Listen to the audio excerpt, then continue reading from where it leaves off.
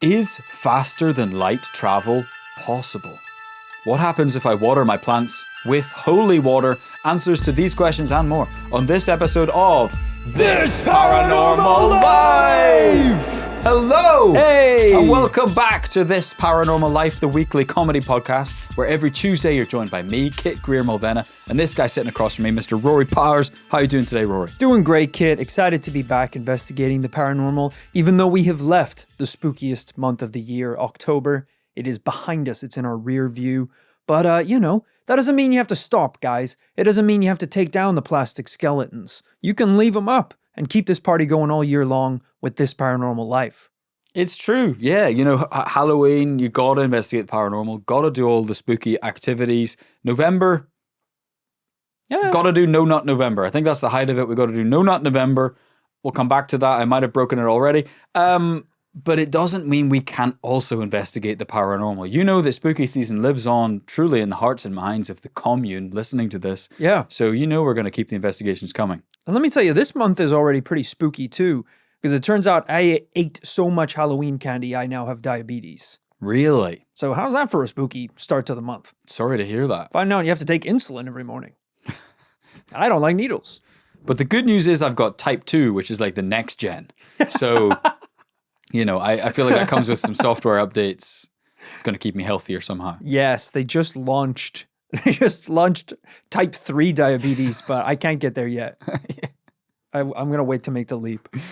All right, we're not going to mess about at the top of the episode. We're going to get stuck straight into... I don't think I explained what the podcast was at the beginning. Hello? Yeah, if it's your first time, every Tuesday we investigate a different paranormal tale, deciding by the end of the episode whether we think it's real or not.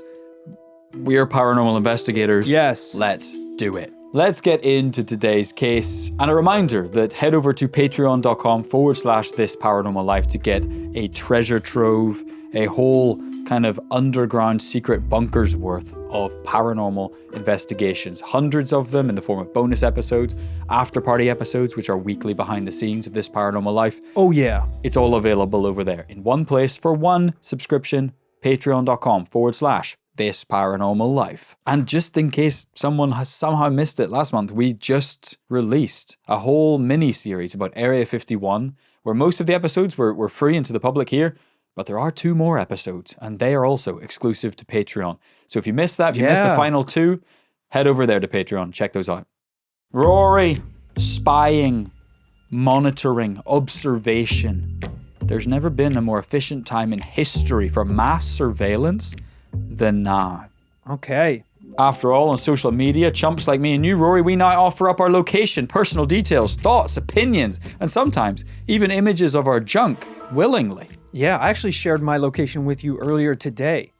And I noticed you turned it off. Why is that? I picked 1 hour. I said share for 1 hour. I don't trust Kit enough to know my location all the time. It's just I open up my phone and all I see is Rory has stopped sharing his location with you. I'm like, why? Are we not podcasting now in 45 minutes like we planned? Well, it's hard to reciprocate. What happens between the morning meeting and then the afternoon recording that you don't need me to know about? Where did you go? It's just normal to not know. Because I told you. You tell me way too much. I told you I went to buy socks. Yeah. I said, oh shit, there's a Uniqlo. I'm going to buy socks because I forgot to bring socks on this trip. You texted me at 3 a.m. last night and said, at refrigerator, eating cheese. Yeah.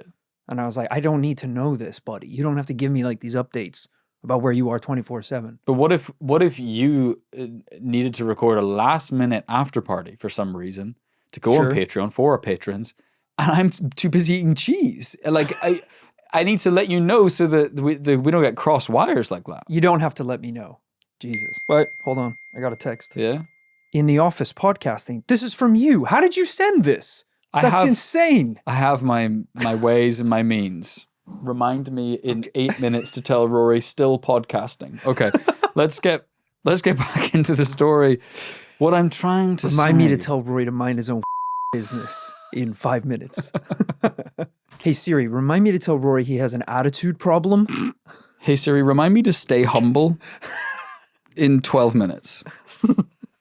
What I'm trying to say is, at no point in history can we be observed as easily as now, but that doesn't mean that surveillance wasn't also happening in the past. And what if, Jesus Christ, that surveillance is also happening from beyond our world?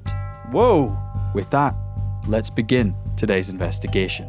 Our story today begins in spring 1899. It's a fresh morning in the Rocky Mountains. Journalist James S. McNally has just cycled out of the Colorado Springs and into the wilds. He pulls in, drops his bike by the side of the road in the shadow of Pikes Peak, a huge 14,000-foot mountain dominating the skyline. This is a quiet, remote part of North America at a time which, let's face it, most of America was pretty quiet and remote, at least compared to today. True. But someone interesting had moved into the area, and McNally was here to see them. Walking into the foothills of the mountain, he sees a traditional barn, but with a difference. This one's surrounded by a huge, towering metal frame structure. This is where the local children said the Lightning Man lived. Oh, wow. Cool nickname. Also known by a pretty cool real name, Nikola Tesla. Oh, shit. Wow. All right, now we're talking. Rory, have we talked about Tesla before here on the podcast? Yeah, we have. We've talked about him. I don't remember which episode it was, but we talked about him and his various inventions over the years that were shut down by the government. I don't even know that bit. What happened? Yeah, that was, I believe, in an episode we did that was called "Is Donald Trump a Time Traveler?" Because Donald Trump's like great-great-grandfather was like the guy who raided Nikola Tesla's office and stole a bunch of shit. Wow. It's pretty crazy. Remember the content of that episode. I think it was crazy. something like that. I need to go back and listen to it. That's crazy. So we have talked about him a little bit on the show before. Okay, well, there you go. Because sadly, nowadays, his name only really reminds us of an ugly loser, deadbeat dad, racist billionaire who pays people to pretend to be him on online games of Diablo 2. But in the late 19th century, Tesla was a huge figure in science. Before arriving in Colorado, he had had an illustrious life, inventing and experimenting in the world of X-rays and electromagnetism. You see, Tesla had been in Colorado for almost a year. He had identified that the pristine, clear air of the Rockies was a good place for experimentation. The fact he could conduct his experiments in mostly secrecy was a nice bonus too. That's right, the place was quiet, so save for a few intrigued kids and the odd journalist, Nikola Tesla could work away in isolation in his barn, with some basic accommodation attached. Aha, Mr. McNally! Now I don't have much time for interviews or discussion, but please have some tea and take a seat. Thank you, Mr. Tesla. How are things going up here? The boys from the town said you've been running some new experiments. Yes, but not on the boys, though. No, scientific experiments. Yeah, well, it's just you say experimenting with the boys, it sounds like I'm a weirdo or something. Well, you are, but... But not like that. No, not like that, obviously. It's just some people hear the accent and... It's really okay. You were saying. You know, they hear the accent and they think all Europeans are weird. I haven't experimented with boys since my days at college back in Prague, if you know what I mean. For the love of God, Tesla, what are the experiments? Yes, of course. I had a very interesting development last night. Very interesting indeed. The night before McNally arrived, Tesla had been working on the apparatus when the receiver mysteriously came to life. Whoa, like Frankenstein?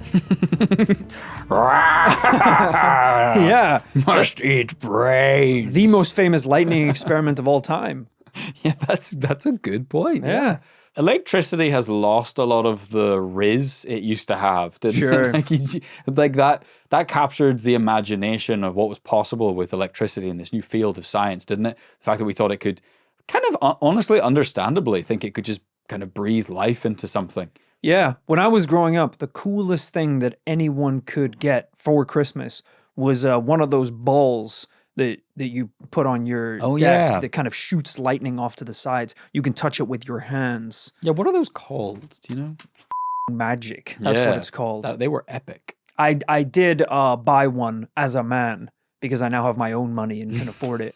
And still pretty magic, guys. Right. I'm not going to lie. Did you ever put your balls on it or your dick? First thing I did, yeah. No, has the same effect. Cool. And I'm infertile. I can't have kids anymore. Yeah. Yeah.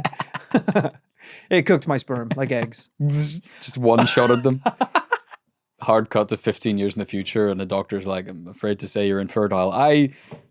Quick question. Did you ever put your nutsack on the ball? Yeah, Yes, I did. of course. I wanted super children. Yeah, I mean, just while we're having an aside, I might as well actually show you some images of where Tesla was working from. That is the barn with the metal frames around it. Very cool. Yeah, guys, it's a barn with metal frames around it. It is what it is, with a huge metal pole coming out the top, presumably to conduct lightning. And I'll just fast forward to really a way more interesting, iconic image of actually inside the barn. Well, this is insane. Is this a photograph? Yeah, it's a really famous image. So I think it is just a famous photograph of Tesla. Okay, well, there's a lightning explosion. Lightning is jetting off from a ball onto a beam. Tesla's just sitting, chilling, reading a book. But yeah, this looks like a Bond villain's lair. Oh yeah, and Tesla is just aura farming in the middle of it all. He's chilling, no, unfazed. He's not even like standing with like his thumbs up or something. He's like head buried in a notebook type beat. I've actually just looked that up because I wanted to know if it was a real image. And the internet tells me the photo was a promotional stunt by photographer Dickinson V. Alley. It was a double exposure. So they set off the machine in a darkened room, took a photo with all the electricity going nuts, and then they took another photo with no electricity on, Tesla sitting in his chair. Which is a pretty awesome creative use of photography for back then, I would say.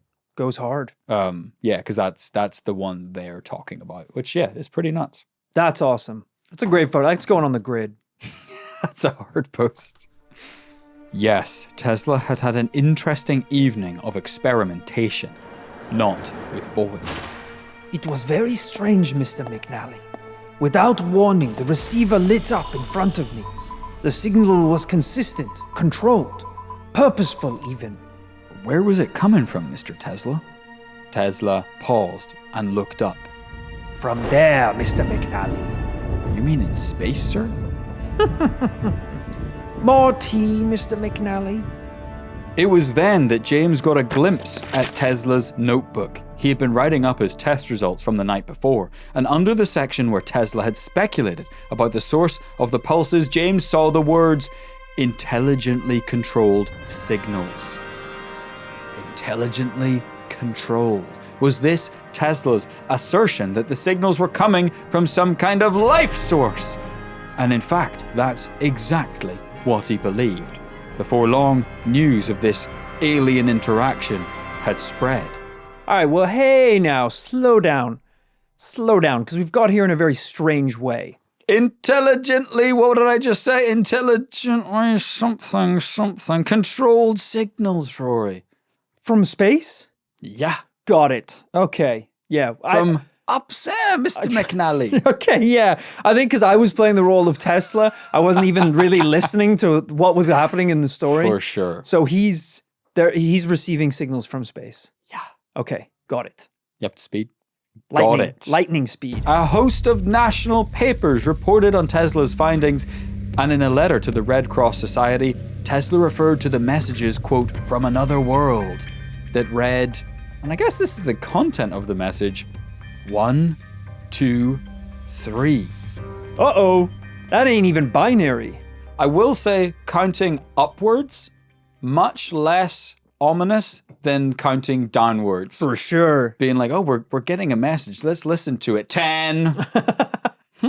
It could mean anything. 9. All right, they are. Get in the shelters. Get in the bomb shelters. We don't have much time. Collier's Weekly printed an article called Talking with Planets, in which Tesla himself contemplated whether or not the signals could come from Mars, Venus, or other planets. Pretty cool, right? This is basically the plot for a movie I watched for the first time recently, Contact. I think it was like 1997 or thereabouts, something like that anyway. Yeah, receiving messages from space. This is probably one of the earliest times someone's made this claim. I want to know how's he receiving the messages? Because it's not going to be Morse code. It's not going to be text messages. What are these signals? What does he mean? Electronic pulses? Is that what he's talking about? I don't know. Let's find out. I think it's like FaceTime or something. Seriously. Here's a general rule, bud. If I didn't say it in the script, I don't know it. Let's move forward with that assumption. 10, 9. Oh, he's going to start swinging. Yeah. And what date was it that he received the messages? Let me check. Did I say a date earlier? No? Then I don't know it. How about that? My understanding is paper thin of today's events. Paper thin. More like tracing paper. As in, you can see my dumbass through the script. I could see you sweating through the paper. That's a good question. I've tried to look it up, and all I can see is discussion of it being a radio signal, which makes sense that he had his big ass tower. Yeah. And certainly that is how we still communicate through space. That is one of the methods, is radio wave transmissions. But yeah, it doesn't get to the crux of what was the question is, what is the content of the message? Was it Morse code? Was it something? Was it just audio? Yeah. You know, like how a FM or AM radio works? I don't know. But if the signal of this episode's story is patchy, Rory, good news, we're still just setting the scene. The picture of what's happening will soon become clear. Fast forward to 1928. Just under 30 years later, a civil engineer and amateur radio operator in Norway noted a strange occurrence, showing that Tesla was not alone in his experience. And I'm not talking about the boys at college. Jørgen Halls of Oslo, sorry if I'm messing that up, reported that his own signals were inexplicably echoing back to his location. It said that his radio signals would return to him moments later after broadcasting, leading some to wonder, was the return broadcast alien in origin? So Tesla, Halls, and other similar stories started a theory. Forming in the latter half of the 20th century, the theory concerned something called the Black Knight, and the subject of today's investigation. Okay. A series of ufologists posited that an alien satellite, some kind of artificial surveillance or communication satellite, had been orbiting Earth for hundreds, if not thousands of years. This satellite, the Black Knight, is what Tesla and others had come in contact with. Rory, have you heard of the Black Knight satellite? I have, only because we've talked about it on this podcast before. True. Very briefly, I believe, in an episode of the show where we were just rattling off 5 of the weirdest things in space. Right. That might have been a bonus episode. Yeah. Now, it's not the episode, classic, of course, which is things not where they should be, or things where they shouldn't be. No. Which is where we learned about the rock plug. Sure. Another item that mystifies science. But but my own knowledge of it is pretty limited, aside from it just being a weird object that people think is a satellite that's been kind of floating around up there for a long time. I will say that, fittingly, a bit like its lore here on the podcast, where it's been floating about in space for thousands of years, it's also been floating around the inbox of This Paranormal Life for the last 8 years, and now we're finally talking about it properly. Trying to get ahead of a presumably imminent question from Rory about why it is actually called the Black Knight satellite.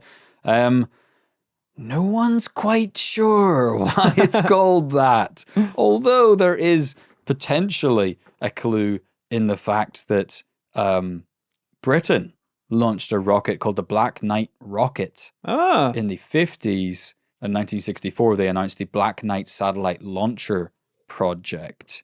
And interestingly, that program never actually got into orbit. It has to be connected. It just sheerly has to be connected. Okay, so fair enough. At this point, it's kind of just a few stories being linked together into the theory of an ancient space satellite orbiting Earth. Well, that theory would explode when a series of photos emerged in 1998. The STS-88 photos. On a 7-day mission in December 1998, the NASA space shuttle Endeavour carried a crew of 6 to the International Space Station. Over the course of their time in orbit, the crew carried out maintenance, experiments, and 3 spacewalks. But it was photos taken by Russian cosmonaut Sergei K. Krikalev that caused a stir in the UFO community. Let's take a look, Rory. All right. I assume these are professional NASA photographs. It wasn't just like taking pics on his phone during the spacewalk. Yeah, he was taking bathroom dick pics when he just outside the porthole of the bathroom, he accidentally caught. No, this is professional images that NASA was gonna freaking wish they didn't take. I guess NASA didn't take them. I guess it was a different astronaut took them. But NASA's gonna start wishing the different astronaut didn't take them. All right, let me just show them you. Okay. Kit's sending me a lot of pictures, which are making me realize why the printer ran out of ink. So this is interesting. Because pitch black space and every color of the rainbow on the planets behind it. Beautifully rendered kind of, pale blue marble of Earth in about 6 photographs that are kind of identical. So honestly. yeah, you arguably just could have printed one of these. You didn't have to include 6 but different they're all photos. slightly different, and they do show from their different angles, perspectives, and so on and so forth. They do show that it is not a trick of the light. It is not a double exposure. It is not some kind of cheap trick, Rory. Sure, ink is so expensive. We might actually lose money on this podcast. Y'all are going to have to up your sub on patreon.com because I just printed out like 8 pictures of space. This is a month of support. Guys, space is crazy. It truly is. Yeah. Seeing an object like this floating through space feels like it shouldn't be strange. But when you think about it, whenever you see a photo of space, that's all there is, a lot of space. One of my favorite space facts is that if you took 2 galaxies and smashed them together, Right. almost nothing would touch. Right. Because that's just how much space there is between every single object, even between 2 galaxies. That cliche of the spaceship navigating an asteroid field. The reality of that would be like, look out, dodge an asteroid, and then be like, and be careful, there's another one 16,000 miles away that we have to be on the lookout for. Yeah. It's so vast. Yeah. So to be in a spaceship like the ISS and even see anything else out there in space is it's pretty mind-blowing. Yeah. The movies would make you think that the solar system is like trying to get to the bar at an Oasis concert. Ducking, diving, navigating. When in reality, it's like trying to get to the bar to this Paranormal Life Live podcast. Right. You can just walk right up. Right up. It's kind of it's fine. Sorry, can you refer? That was a lot of cool chat about space. Talk about the satellite. Yeah, it's not a satellite for sure. It's a rock. Well, it's no. Hey, No, hey. What the dude? Yeah. A rock? Yeah. No. No one thinks it's a rock. It is either. It's a really weird shape. No, it is. No, And you're why- right. And why would right. an alien satellite, which is what it is, why would that look like a human satellite? Humans are like, doi, we need to make a satellite. Well, let's make it have I don't know, stuff on it. Whereas they would think completely differently to us. It does look unnatural. It looks like either space debris, like scrap metal, Yep. or something that could have only been created through a collision. Right. This doesn't look like it was naturally formed. It's inorganic. Yeah. Or, like 2 meteorites collided, even though I said that's essentially very, very unlikely. Yes, you did. But it's my a weird work for me. It's a weird thing. It's a weird looking thing. It's a weird looking thing. It's really hard to describe. It's true. It's kind of pointy and angular. In some images, looks like not much. In one image, looks a little bit like a plane. In another image, looks a bit like a beak of a bird or something. Yeah. I think a beak is probably the closest thing, honestly. It's jagged. It's jagged. It's a jagged object. And once published online by NASA, the speculation went wild. Now, officials and skeptics at the time claimed that the photo showed little more than space debris. Allegedly, specifically, a piece of thermal blanket that had been lost during a routine maintenance. But those eggheads must have me f***ed up if they think I don't know what a blanket looks like. Sure. You know your boy loves to get snuggly under 1, 2, 3, 5 blankets on a winter's night. Way too many blankets. I know blankets, and I know that's not a blanket. I don't care what anyone says. Cotton, wool, polyester, even a damn cashmere blanket would not look like an ancient satellite. Yeah, well, all the things you mentioned aren't a space blanket. Which I have no It's idea still what a that type is. of blanket, yeah. Yeah, but is that like a term that gets thrown around where they're like, oh, we lost our space blanket. And you're like, oh, is that for like wrapping up and being cozy? And it's like that, the space blanket insulates the V1 rocket during the launch separation portion of the flight. It's a term we use to describe fiberglass or something like that, you know? I think that's what it is. But don't call it a blanket then, because that means one thing in life. Don't change that for everyone else. Yeah, you can't just How rude throw is space that? in front of it. We've changed the definition. It means something completely different now. Means a 200-meter long sheet of fiberglass. Yeah. But if anything, wouldn't it be even more disturbing if it was a blanket? Like, whose blanket is this? What kind of intergalactic slumberer was taking a cat nap 1,200 miles above the Earth's atmosphere? But luckily, I'm not alone. I have Rory. But also in the story, I'm not alone, because ufologists were also not convinced by this official explanation. They argued that the object appeared more structured, more substantial. Then, something small but interesting happened. NASA went and took down the photos off the website. Wow. Now, NASA would claim that they simply updated the website, breaking links to some of the photos dotted around the website. But, It's pretty plausible, actually. yeah, I hate when that happens. Oh, yeah, when you update your website. Oh, yeah, I hate when I update my website and I just break the links to all the recently controversial photos of a mysterious object caught hovering above the Earth's atmosphere. Oh, it's so annoying. Oh, cool, can you fix the links again? Oh, no. Oh, guess we can't. They're done. They're gone now, yeah. But check out these. Oh, we got a picture of the moon. Oh, look at these new photos. I mean, it sounds like a hard thing to do, breaking links. But as two people who just recently pulled off a world tour, and on the day of announcing it, every link was broken and went to the wrong website and went to sites that didn't have tickets listed, and every ticket was wrong. It can happen. It can happen for sure. We're not NASA. They need I know the way they say podcasting isn't rocket science, but it really isn't. They need to. Someone should have used the Wayback Machine. You ever use the Wayback Machine? There you go. For those people who don't know, it's a site where you can turn back the clock and visit websites as they were in different periods of time. Yeah, a tremendously handy tool for digging up dirt on your enemies. Sure. Digging up dirt on elected representatives. Yeah. Mostly digging up dirt. Or finding space debris. Space.com summed it up by saying, some interpreted this as a cover-up. Space.com? Space.com. Yeah. I'm starting to think they'll know a little bit about space. Or they just have the $100,000 it would have cost to buy space.com. That's a great URL. 2004. Rory, what in the interstellar is happening here? First, signals from deep in space patterned throughout decades. Next, direct photos of a craft itself, potentially. What's next?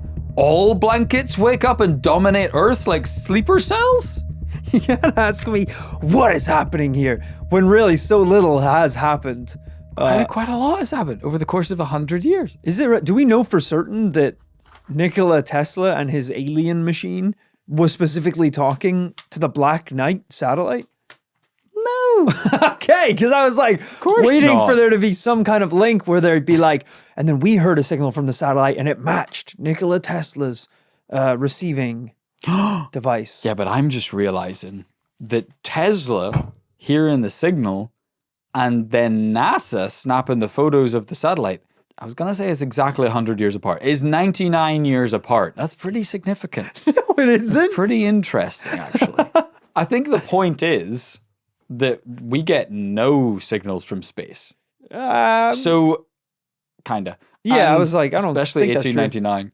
But so it means that if then you do get something and we're like, where the f*** that come from? Then you see a mental thing. It's like 99 years later, though. That's so long. So much time has passed that the man who got the signal died. And now we see something. Yeah, but these aliens, bro, they're like the Bene Gesserit. what do they say? They measure their plans in generations or something like that. I've never heard that. That's from Dune. Oh, right. Of course. You know the ladies who control time? The Wayback Machine? Yeah. They built the Wayback Machine. Our plans are measured in generations. Go to waybackmachine.com. Critics, like Rory apparently, of the Black Knight theory suggest that believers are just conflating the Nikola Tesla story and other stories with a totally separate, unrelated event in the 90s, doing so creating a narrative that doesn't particularly exist. So, other than Krikolev's photos and Tesla's experiences, do we have any other pieces of the puzzle that might confirm the idea of the Black Knight satellite? Because on the one hand, conspiracy theories can always be proven by cherry-picking events to fit a narrative. But on the other hand, in 1954, an article penned by former US Marine Donald Kehoe ran under the headline, "Artificial Satellites Circling Earth Now," says ex-Marine. Let's go. Kehoe claimed that a number of satellites had been detected by the United States Air Force. 1954. Bearing in mind, this took place before any human satellite technology had been launched. Kehoe stated there was, quote, "at least one, and possibly two, artificial satellites circling the Earth." And sure, was Kehoe promoting a book about UFOs at the time? Who isn't, frankly? But let's move past that. What does this mean? It means that people were thinking about this kind of thing. It's pretty, even if I stop trying to prove this true for a second, it is interesting that this was clearly on people's minds over the last 100 years, was the idea of a satellite before we invented satellites. Yeah, which is only confusing because what was it referred to as if satellites didn't exist? Maybe they existed as a concept before they were put up in space? Yeah, I think they did, probably. And I mean, because it's weird to be like, that's a satellite. People are like, what's a satellite? We haven't invented it yet. It's like, yeah. It's like we can say lightsaber, and lightsabers don't exist. But everyone knows what they are. Yeah, I guess there is lots of words for things that don't yet exist. But also a satellite is just doing something that, moons, meteors, things like that already do. It just means getting caught in an orbit and rotating around the Earth. So I guess they already had the word, the phrase. A father's love. We've never felt it, but we can understand the concept. No Irish person has, by the way. It's not specific to us. It's just, yeah, purely conceptual, science fiction. The love of a father. Right. I assume that's the plot of June 3. June 2 has Timothée Chalamet kissing Zendaya. It's like boring. We have chicks on Earth. Yeah, I want something crazy. June 3, Timothée's dad in the movie, Oscar Isaac, hugging him. Holy f***. I'm on the edge of my seat. Couldn't imagine this in my wildest dreams. Science fiction's unbelievable. Look, if we don't think this came from Earth, if we think this came from somewhere else, the solution's easy. Nuke it. Shoot it down? Exactly. Yeah, okay. Absolutely. Because no one on Earth is going to get mad at you. And if someone else out there gets mad at you, guess what? It's Earth's problem. Well, the person who's going to get mad at you is the person whose house it crushes like a piano in Looney Tunes. It just comes straight down. That's true, but that's why you got to make sure it's absolutely obliterated. It doesn't sound like we get any evidence out of that. Oh yeah, the evidence. Absolutely obliterated. Doesn't sound like you're planning on retrieving any of it. Yeah, but some would have said, you had this former US Marine writing about it going, look, there's this sounds like modern whistleblowers, by the way. Look, there's two satellites up there. They're not talking about it. People wondered if then there was a cover-up happening. Why is it not public knowledge? How does this person know about it? He's a Marine, innit? Yeah, but Marines have nothing to do with he might have the sky. He's a space Marine? What is this, Warhammer? He saw the memo, I guess. I don't know. Okay. You're like, again, if it's not on the page, I don't know.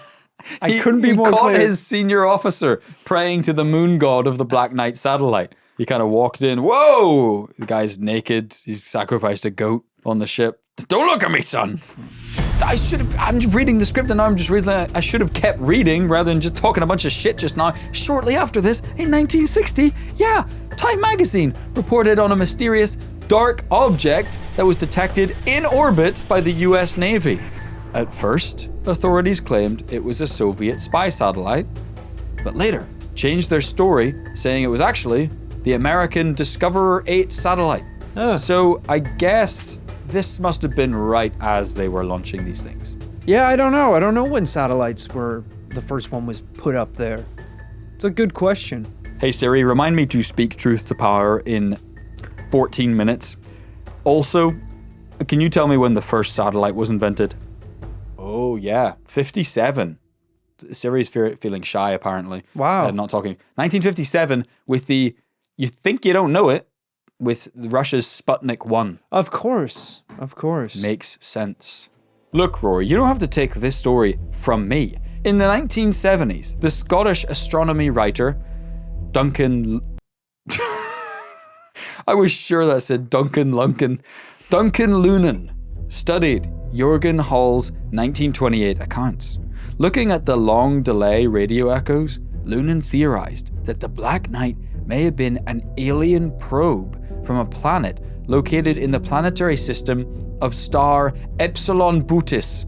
He claimed that the Black Knight may have been orbiting Earth for 13,000 years or more. Wow. Now let's say, for the sake of argument, that's true, ignoring the fact that he later retracted his statements, admitting he had made, quote, outright errors, that his methods had been, quote, unscientific. If the Black Knight really has been orbiting Earth for that long, wouldn't there have been signs before Tesla? Well, believers of the Black Knight theory say yes, and point to one event in European history in particular. That's right, we're gonna start talking about sylphs. Oh no. Not really. Instead, we're talking about Nuremberg 1561. A celestial event was seen above the skies of Nuremberg in Germany. A newspaper at the time, don't laugh, described a Siri, remind me to blanket. beat Rory's ass in 31 minutes. Hey Siri, remind me to block Kit in 31 minutes. Stop sharing location. Described an aerial battle with, quote, hundreds of spheres, cylinders, and other odd-shaped objects that moved erratically in the sky. But not only that, one object was described as a large black triangle. Large blanket in the sky. Oh, one big snuggly boy in space. Rory, thankfully, thank God, we have an artist's interpretation of the events to look at. For sure. Notice anything weird and out of place? Whoa! God damn. All right, this is an old-timey illustration. You know what? How you can tell this is an old photo? They painted the sun and the sun has a face. Remember when they used to do that? Yeah. Give him like a weirdly old face? Like when it would cut to the hyper-realistic pictures in an episode of SpongeBob? Yeah, so true, yeah. They just given him a really detailed graphic face. You never really thought that, but yeah, now that I think about it, the Teletubby baby sun is quite medieval. Yeah. Giving the sun a face at all. Yeah, it's super weird. And in the middle of all these kind of like weird shapes and explosions in the sky, there is what looks like a Star Destroyer from Star Wars. A big, pointy black triangle, sharp. I mean, the size of a city hovering in the sky. Yeah. You ain't missing that one, let me tell you. I know. Kind of, honestly, just setting aside this entire episode, almost nothing makes me more curious about history than this type of shit. Like, if you're... I actually kind of wished it was just this today. No, that we'd started with this. No, you don't get to say that, because I brought you sylphs. And you laughed.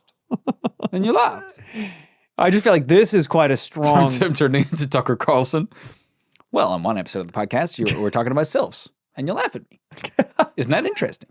What does it say about you as a co-host? That you laugh? I just feel like this is a strong start to the episode, is that there was an intergalactic medieval space battle. I think the Tesla shit was pretty strong. Sure. It all kind of concluded with him getting 1, 2, 3 through on a receiver. But I'm just saying, And now you're telling I me want to that know what happened. Clone Wars happened on Earth? I want to know what happened, bro. Like, what is the... Because this is the type of shit as well. Like, if you read about, ask a historian what the leading theory is, they'll just go, oh, we think everyone went mad for 20 minutes Sure, that day. And it's like, you. Well, don't say that to a historian. You. That's so I mean. hope you... Anyway. It's just like, there's never a satisfying explanation, right? They just want to wave it away. Oh, it's weird. Yeah, I don't know. They just painted a bunch of weird shit. It's like, there's so many objects in the sky, and there's houses burning, and there's a Star Destroyer. Pretty crazy. Like, what the hell happened? I don't know. So, Rory, from the 16th century right up to the modern day, people have been fascinated by the story of the Black Knight satellite. And indeed, it continues through to the present day when the case has risen to prominence again. In 2017, a video appeared on TikTok showing the alleged destruction of the satellite itself. Whoa! How? Let's watch and find out. Okay. All right. Kit is showing me a video of what looks like a comet kind of like approaching the Earth. Oh, that's important. Secret Illuminati warplane approaching. Oh! It's shooting down the Black Knight satellite. Oh my god. This is huge. A secret Illuminati warplane. I've never even heard of that. Where are you getting that from? They're saying that's the alien escape pod from the satellite. Oh my god. That's fascinating. So it wasn't a satellite? Well, it was a manned satellite, apparently.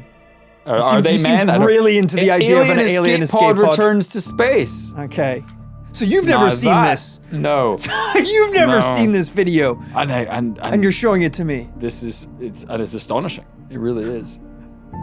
And it's over. That's wild. Okay, hold on. We don't need to watch it again. Are you sure? Yeah, I feel like you positive. didn't, because you didn't really seem to vibe with it. Absolutely at all. positive. Yeah. At no point did they even show it was the satellite. It was just a glowing object. Yeah, but it says Black Knight shot down video. All right. Okay. So, all right. Hey, I think we're done here, actually. I didn't know you would just believe anything that was written down. So let me try this one. I think Rory's right. I think I believe that too. I do. I wrote time for conclusions on the notes app. At the end of every episode of This Paranormal Life, we have to decide within our faculties, our expert opinion as veteran paranormal researchers, whether we think our given case is paranormal or not. We have a lot to play with here today. Tons of stories, tons of evidence, frankly. Rory, in the case of the Black Knight satellite, where's your head at? I have so many questions. Uh-oh. Because the script's done, so... I know paper thin. I know Remember, you showed me paper thin. I know you showed me a TikTok video of it being destroyed, but are there any real scientists who still know where it is today? Because from my limited knowledge, I was under the assumption it's still floating around up there. Let me be clear. The scientific community doesn't believe in any of this. Sorry, I thought we were all on the same page here. I thought we were all... Was that not... I thought that was clear. Do they have the location? They don't think it's real. They don't think it exists. Weirdly, they also don't know where the Death Star is. And they're having a really hard time locating leprechauns. All right, let me tell you something. Let me tell you something that'll inform your little question. Yeah, NASA currently have very little information on the whereabouts of the unicorn because they don't think it's real. You know how many satellites are in space right now? I didn't know. I had to ask Google. Oh man, it's a disgusting amount. 7,560. I actually thought it was more than that. I kind of thought it was more, but still, it's insane. Yeah. It is kind of sad because they do an artist's interpretation of what Earth looks like. And it's like, oh, we're just a horrible species, aren't we? Junk. We've almost blocked out the sun with just space junk. Yeah, it's true. There's very little legislation around having to retrieve your space junk. You know, when a satellite goes up there, if it's out of commission, if it goes offline, it's just like, oh man. Anyway, we don't. But definitely recycle, guys. Definitely spend your time kind of separating out your plastics, your aluminium cans, your papers. Put them in their little bins because it's definitely making a really huge difference, guys. You should do that. It does make it. I've finished eating my yogurt pot. I better clean it out because otherwise a turtle will get it stuck on his head. God forbid he would get to eat some Danone yogurt. He'd probably love it. Keep him alive a little longer. I can't tell. But it's making such a great difference, guys. I can't tell what you're angry about. The turtles don't get to have yogurt. They deserve it. They tell us that we have to do the recycling. Yeah. They're not even recycling. No. The Illuminati's not even recycling. Even with their warplanes shooting down satellites. I'm wearing a suit, by the way. If anyone's listening to this, that's how seriously I'm taking this episode. Kit is bringing a weird energy to the room today. Okay, so that was that was my first question, by the way. We're gonna be here all day. One question. So the photographs of the thing aren't real? The photographs are real. So it does exist. But they think it's a blanket. Okay. So that thing is still out there. The blankets. I guess you could probably get a photo of that today. They're tracking the blanket. No one's tracking the blanket because they're like, it's a piece of shit on the bottom of our shoe. We don't care. Clean out your yogurt pots. That's what they're shouting at everyone who asks.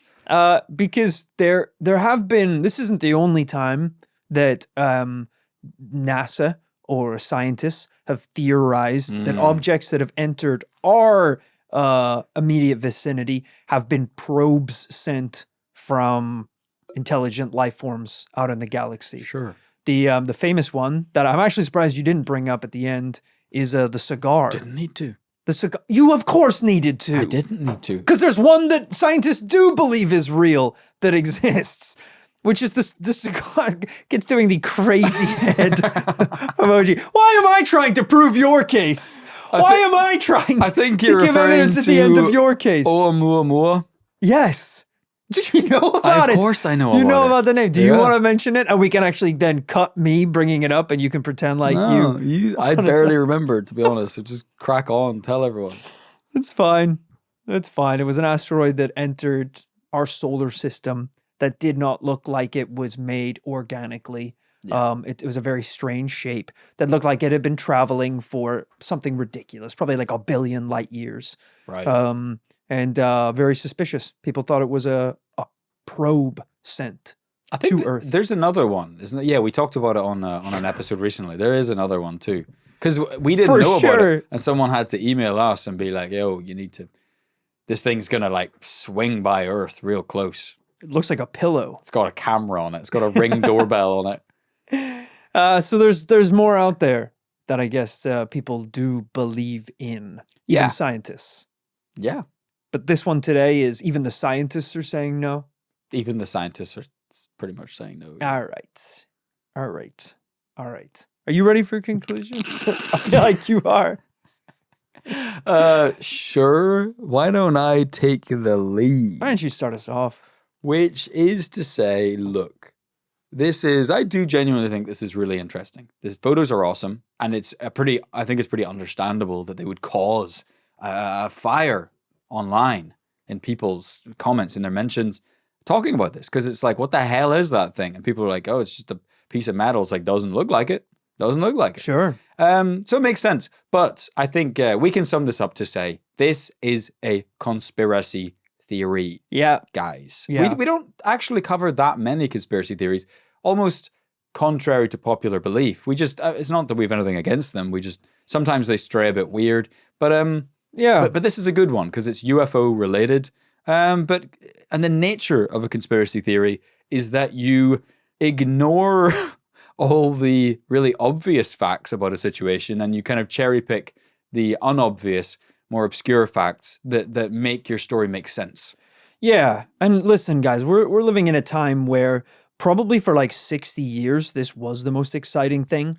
A weirdly shaped bit of metal floating around space. That was enough to have people obsessing over it for generations. People probably dedicated their lives to investigating this object and coming up with possible theories.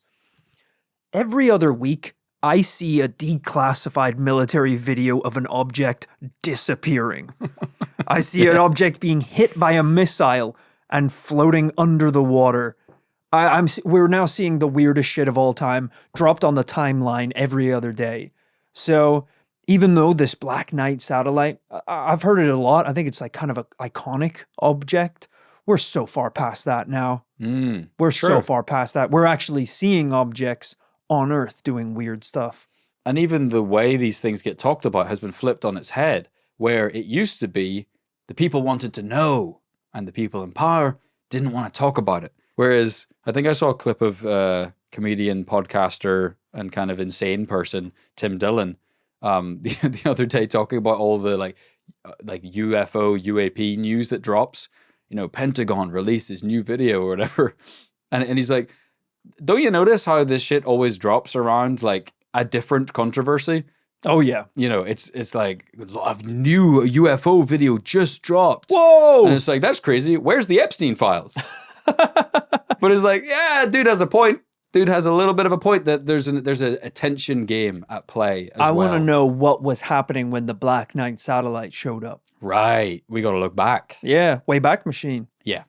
So, it's a no. For sure, double no. It's a conspiracy theory. It's a really fun one that I enjoyed investigating. And I think you can tell the researcher Ewen did a great job and had fun investigating as well. Thanks for checking out this episode. I hope you have enjoyed it. If you like the ones about UFOs, you know surely by now we've done so many of them. And there's lots to sink your teeth into. But there's even more over on Patreon.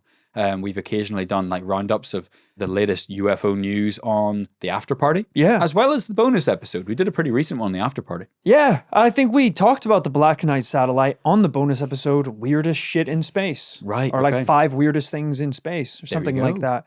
And we've talked about Tesla before in the Is Donald Trump a Time Traveler episode. Another classic. Yeah. That I definitely remembered. Lots to go back if you're interested in any of this stuff today. There's plenty more. Yeah, you guys know spooky season may be over, but we're keeping you plied and entertained and hopefully happy, full of paranormal content as we round out 2025. We've had a brilliant year so far, and we have a lot more in store for you. Patreon.com/This Paranormal Life is the place to get all that extra content. Over there, you can also get other rewards, including a shout out at the end of the show.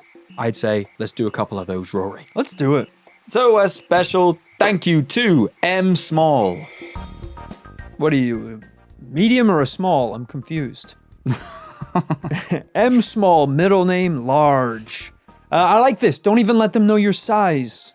You know, in a world of, as we said, trying to keep things classified. Don't let anyone know what size of shirt you are. What's your waist? Doesn't matter. I could be 4'1". I could be 7'3". Yeah. Or None of maybe your business. Maybe it's like M in the James Bond universe, but like that's capital M. This is M small, a small M. Oh, I see. It's like the assistant to M or something. So they make like gadgets that don't actually kill people, but it's like minor inconveniences. I think you're thinking of Q. Yeah, thinking of Q. Yeah, that would be small Q. Q small. Q Small also had a dope mixtape last year on Bruiser Brigade Records. Thanks, M Small. Thanks, actually, lastly today, but not leastly, to Jeffrey McGee. Thank you, Jeffrey. Rory, you've heard of death metal? Oh, yeah. Mr. McGee invented something called Jeff metal. What's Jeff metal? It's kind of way more f***ed up, actually. He can't play any instruments, so it's just him smacking a bunch of pots and pans about the place and jumping up and down on his kitchen floor. That doesn't sound like music. Well, it is. Sounds like it is, because he's got a good rhythm, let me tell you that. But he doesn't really know like guitar or singing or drums or anything like that. He doesn't know drums? No. You said he's just hitting pots and pans. This is Jeff metal, dude. That's the way it goes. Okay. Well, Jeffrey, you're about to be Jeff incarcerated. What? Jeff Free? No, I get that. Why is he? Because he's joining the commune. It's one big prison. Oh, don't call us that. Yeah, whoa. Yeah, a lot of people banging pots and pans in the commune, let me tell you. Making noise out of their jail cells. It's because they're thanking the nurses for COVID. Clink, clink, clink, clink, clink, Oh, clink. you did such a good job. Also, food, please. Yeah. Yeah. So come on in, Jeffrey. I'm going to listen to some Jeff metal on the way home, I think, after this. Thanks for tuning in, listening to this Paranormal Life this week. Hope you enjoyed all of our spooky season stuff. Hope you enjoyed Area 51, that limited series. If you didn't catch it, go back and listen. It's right there in your podcast feed. Remember to check out those exclusive 2 episodes to conclude the series on patreon.com/This Paranormal Life. We'll be back on Tuesday with a brand new paranormal tale. We'll be back on Friday on Patreon with the after party and the behind the scenes. In the meantime, remember to live fast, Investigate and die young, baby.